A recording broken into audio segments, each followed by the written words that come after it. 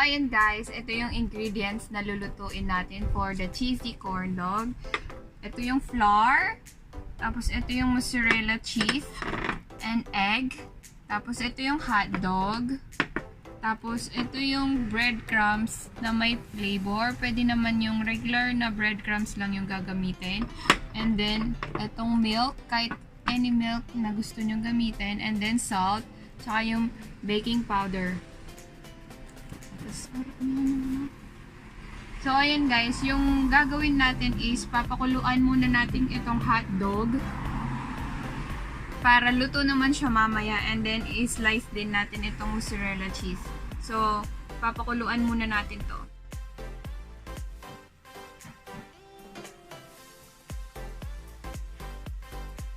Hatiin natin itong mozzarella cheese into pieces.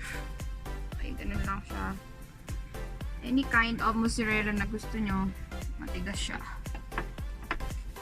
Tapos pala guys, gagamit tayo ng stick. Ayan. Matigas nyo. Kahit anong hiwa, kung anong trip na gusto nyo.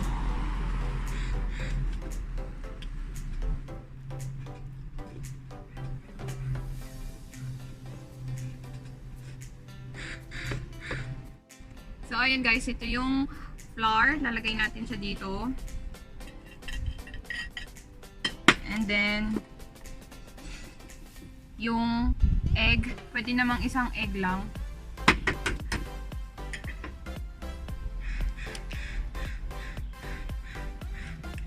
Saluin natin.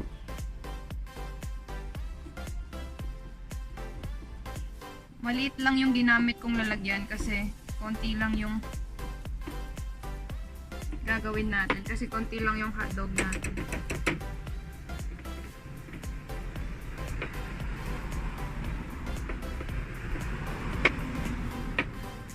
Tapos pagtapos ng itlog yung milk na, may milk na akong naka-ready dito.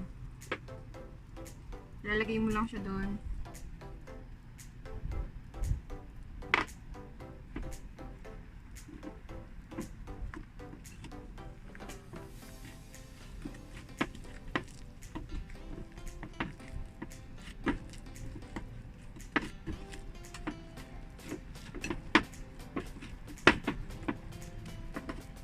So, ayun na yung finished product guys. And then, to-transfer natin siya dito sa, sa baso na mahaba para mamayang isasawsaw natin siya is hindi na tayo mahihirapan.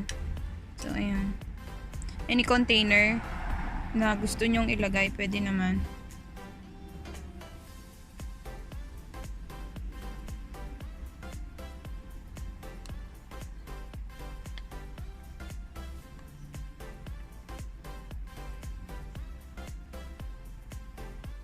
So, ayun guys, yung hotdog natin, isahatiin natin ng dalawa. Tapos, lalagay natin dito. Pili ako ng malaki. Ito. Tapos, pagtapos ng hotdog is yung mozzarella cheese.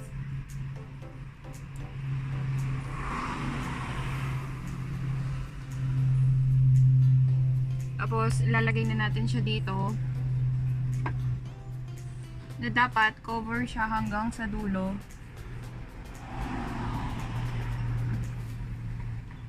Konti lang kasi yung ginawa namin. Pero usually talaga dapat puno itong baso na to.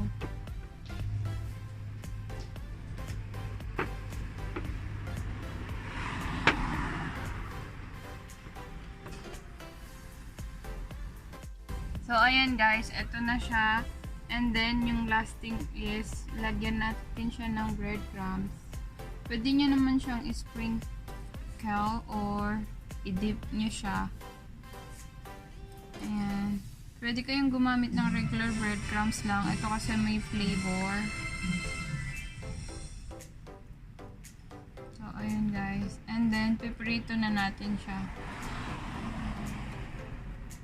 Stop.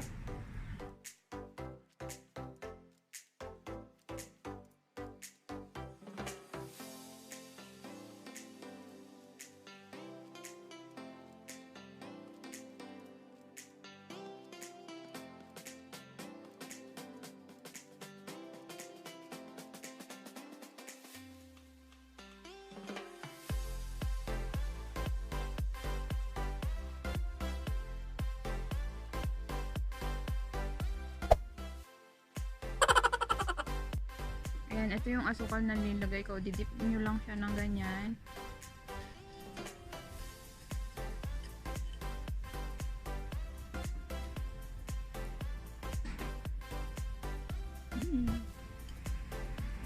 Tapos, ketchup. Ito yung ketchup.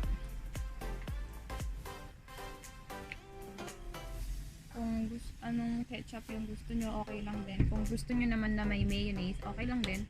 So, ayun guys, kainin na natin siya.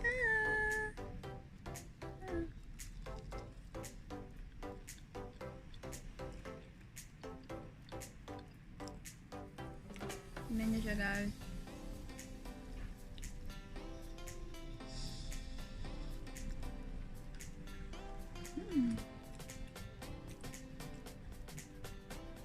Sarap niya guys. Hindi lang siya perfect na bilog kasi hindi siya gaano, pero tingnan nyo rin. Cheesy.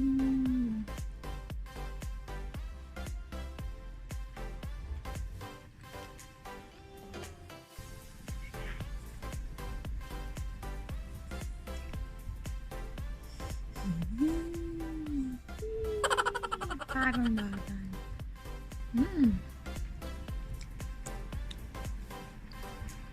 Sarap niya talaga, grabe. The best siya pag may asukal siya. Kasi yung iba, hindi nila nilalagyan ng asukal. Pero ito guys, sarap talaga. Look at this. Yan siya guys.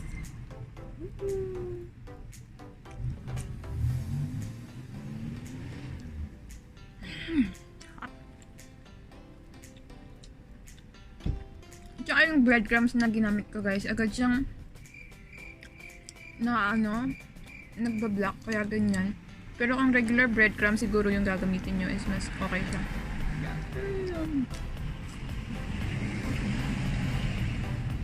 Sarap niya, promise.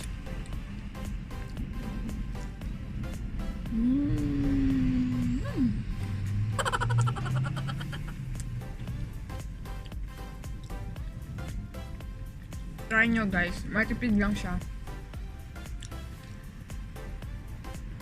Nagugutom ako eh. Kaya nagluto ako.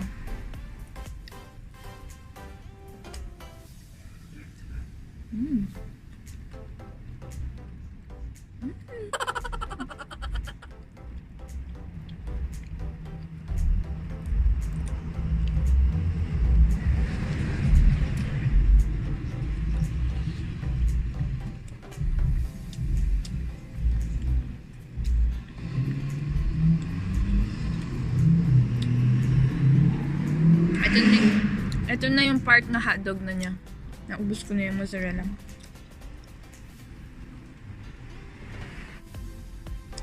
Sarap guys.